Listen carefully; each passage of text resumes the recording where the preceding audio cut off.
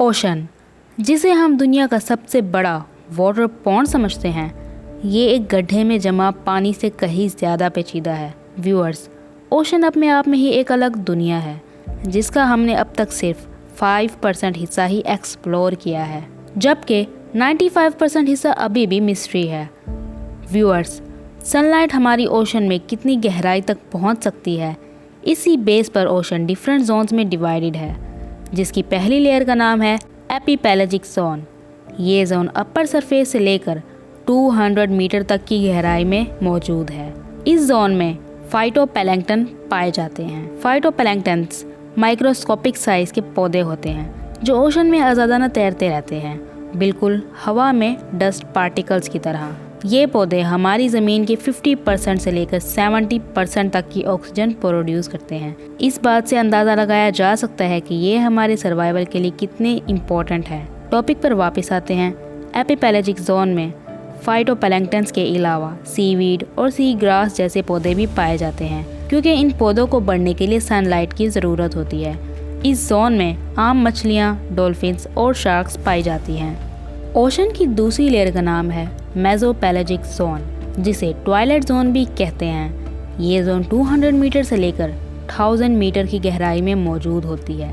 इस जोन में सनलाइट बहुत ज़्यादा वीक हो जाती है, जिससे इस जोन में कोई पौधा भी जिंदा नहीं रह सकता।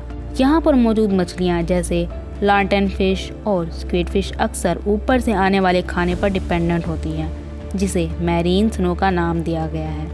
या ये बायोल्यूमिनेंस का यूज़ करके खुद की लाइट प्रोड्यूस करते हैं, जिनकी मदद से ये मेट और दूसरे शिकार को अट्रैक्ट करती हैं। ओशन की तीसरी लेयर का नाम है बाथेपेलेजिक जोन।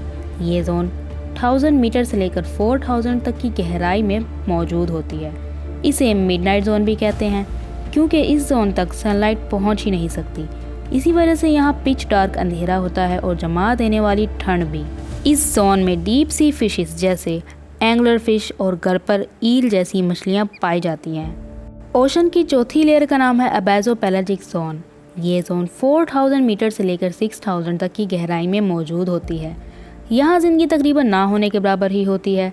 सिर्फ जाइंट स्क्विड्स और अजीब किस्म की जेली फिशेस ही पाई जाती हैं। व्यूअर्स, इस जोन में बिल्कुल लाइट मौजूद नहीं होती। यहाँ -2 डिग्री तक फ्रीजिंग टेम्परेचर मौजूद होता है और इंसेन प्रेशर भी यहाँ किसी और ज़िंदगी के ज़िंदा रहने में बहुत बड़ी रुकावट है। अब बात करते हैं स्क्विड फिशेस और जेली फिशेस के सर्वाइवल की। इन क्रिएचर्स की बॉडी में बोन्स ही नहीं होती, जिनकी बदौलत ये बहुत फ्लेक्सिबल रहती हैं और प्रेशर का इन पर कोई असर ही नहीं होता। खुराक के लिए ये अपने से छोटी क्रिएचर्स का इस्तेमाल करती हैं। ओशन की पांचवी लेयर का नाम है हैज़ल जोन। ये जोन 6000 मीटर से लेकर 11000 मीटर तक की गहराई में मौजूद होती है। इसका दूसरा नाम दी ट्रेंचेस भी है। ये मारियाना ट्रेंच जैसे डीपेस्ट पार्ट्स होते हैं।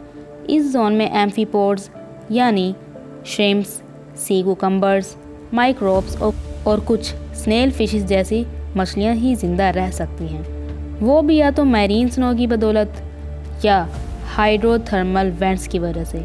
Viewers, hydrothermal vents sea floor पर मौजूद वो क्रैक्स होते हैं जिनसे पानी अर्थ की क्रस्ट में दाखिल होता है और अंडरग्राउंड लावा की वजह से 400 डिग्री सेंटीग्रेड से भी ज़्यादा गर्म होकर बाहर निकलता है, जिसमें आयरन और सल्फर जैसे मिनरल्स डिसॉल्व होते हैं, जिन्हें इस्तेमाल करके ये क्रिएचर जिंदा रहती हैं।